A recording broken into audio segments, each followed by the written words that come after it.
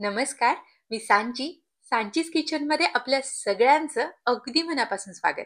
आज आपण इथे पाचक आवळ्याची रेसिपी बनवतोय. तर त्याच्यासाठी मी इथे अर्धा किलो आवळा घेतलेला आहे. आवळा स्वच्छ धुवून आणि व्यवस्थित पुसून घ्यायचा. आता आपण हे आवळे उकडून घेणार आहोत. तर त्याच्यासाठी एक कुकर इथे मी घेतलेला आहे. त्या कुकरमध्ये आपण हे सगळे आवळे घेऊयात आणि अगदी मोजून इथे मी 4 टेबलस्पून पाणी घालते. अगदी मोजून. एवढं कमी पाणी इथे घालायचं, फार पाणी घालायचं नाही. त्याची गरज पण पडत नाही. आता या कुकरला आपण झाकण लावूयात आणि आता याच्या आपण 2 शिट्ट्या करून घेणार आहोत.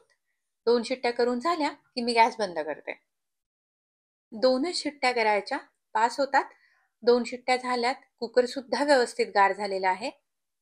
आता आपण झाकण काढूयात आणि तुम्ही इथे बघताय, आवळा छान असा उकडलेला आहे. पण थोडासा हा थंड होऊन देऊयात, म्हणजे आपल्याला हाताला सहन होईल इथपर. तर हे उकडलेले आवळे आता मी काढून घेते एका प्लेटमध्ये.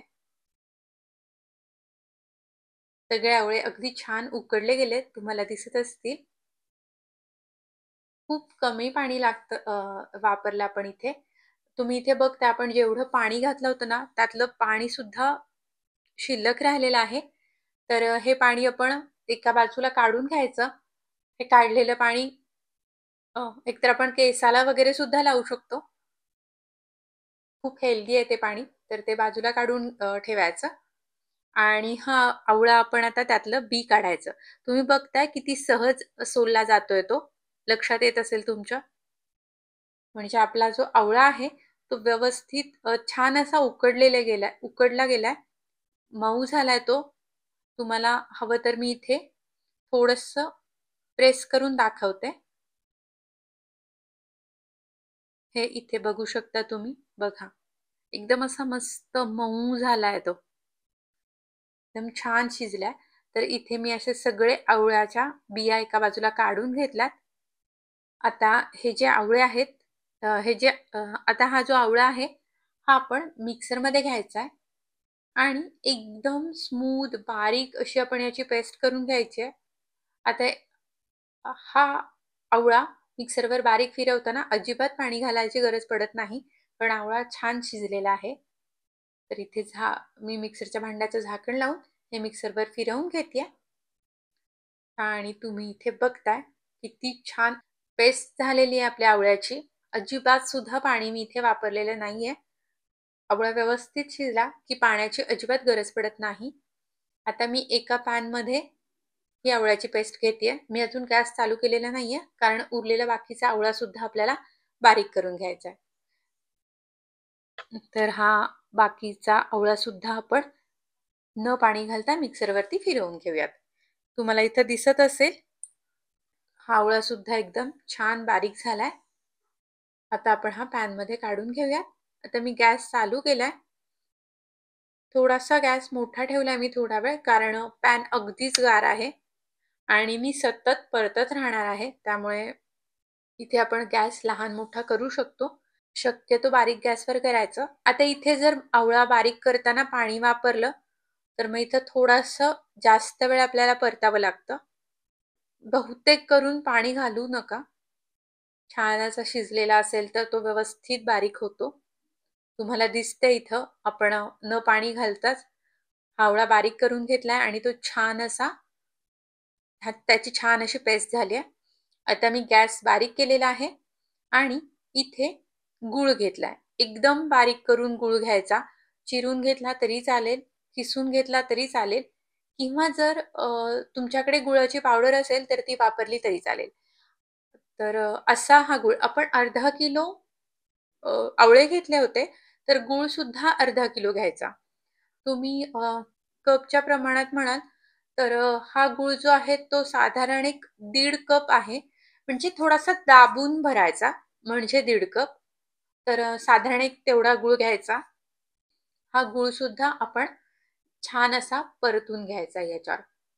आता बेसिकली सांगायचं तर याचा असा छान घट्ट गोळा होईपर्यंत आपण हे परतून घेणार आहोत. त्यामुळे थोडं पेशन्सचं काम आहे. खूप वेळ लागत नाही, पण एक साधारण मला वाटते 15-20 मिनिट तरी लागतात. आता गॅस आपण लहान मोठा कसा ठेवतो त्याच्यावर शक्यतो बारीकच गॅस ठेवायचा. गूळ घातल्यानंतर गॅस बारीकच ठेवायचा. तर तुम्ही इथे बघताय सगळा गूळ वितळलेला आहे.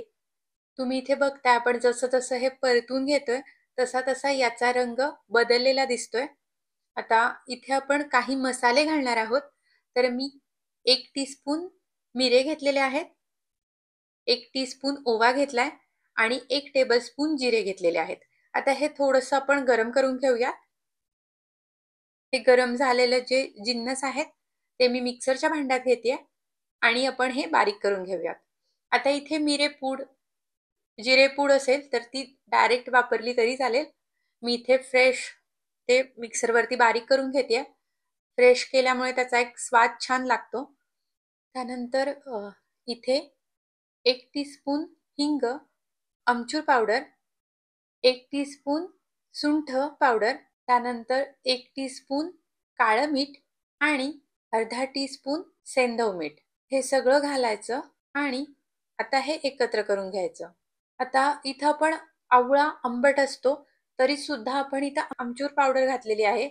याचं एक कारण आहे की आवळ्याला एक तुरटपणा पण असतो. तर तो जो तुरटपणा आहे, तो कमी करण्यासाठी आपण इथे आमचूर पावडर वापरली आहे. आपण आता हे सगळं परतून घेतोय. तुम्ही बघताय हे मिश्रण अशा पद्धतीचं झालंय, एकदम घट्ट झालंय. तुम्हाला दिसतंय म्हणजे इथे मी नॉनस्टिक पॅन वापरलेला नाहीये. स्टीलचा पॅन आहे. तरी सुद्धा तुमच्या लक्षात येत असेल, ते मी जेव्हा उलटण्यानं परततीये, त्यावेळेला ते अजिबात पॅनला चिकटत नाहीये. अगदी व्यवस्थित असं ते पॅनपासून बाजूला होतंय. असं झालं, की आपण गॅस बंद करायचा आणि आता हे व्यवस्थित गार होऊ द्यायचं. तर तुम्ही इथे बघताय एक साधारण 5-6 तासानंतर अ, मी इथे आपण इथे पुढची प्रोसिजर करायला घेतली आहे. तर हे व्यवस्थित गार झालेलं आहे. आता इथे मी थोडीशी पिठी साखर करून घेतली आहे. ही पिठी साखर मी एका ताटामध्ये काढून घेते. आता हे आवळा आणि गुळाचं मिश्रण आहे, त्यामुळे ते चिकट आहे. इथं आपण तेल, तूप असं काही लावू शकत नाही. त्यामुळे हाताला ही पिठी साखर लावायची आणि त्याच्यावर हे फिरवून घ्यायचं. अर्थात ही आपण पिठी साखर खडी साखरेची किंवा बुरा साखर येते ना, त्याची अशी कशाचीही पिठी साखर बनवू शकतो. पण लावणं गरजेचं आहे, कारण हात चिकट होतात आणि ते करणं तेवढं शक्य होत नाही. त्यामुळे पिठी साखरेची इथे गरज आहे आणि ते असं छान त्याला कोटिंग सुद्धा करून घ्यायचं. म्हणजे ते जे आवळ्याचे आपले जे गोळ्या आहेत छोट्या-छोट्या, त्या एकमेकांना चिकटत नाहीत. आता इथे जर आपलं जे मिश्रण आहे ना, ते फार सैल राहिलं ना थोडा वेळ ठेवून सुद्धा, तर असं समजायचं की आपला गूळ कमी पडलाय. मग त्याच्यामध्ये थोडासा गूळ ॲड करायचा. अगदी थोडंसं ते परतून घ्यायचं आणि पुन्हा गार करायचं आणि मग त्याचे गोळे होतात. आज ही बनवलेली रेसिपी तुम्हाला कशी वाटली? ही रेसिपी जर तुम्हाला आवडली असेल, तर प्लीज, प्लीज माझ्या या रेसिपीला लाईक करा, कमेंट करा आणि सांचीज किचनला सबस्क्राईब करा. या आणि अशा हेल्दी रेसिपीसह पुन्हा भेटूयात. धन्यवाद.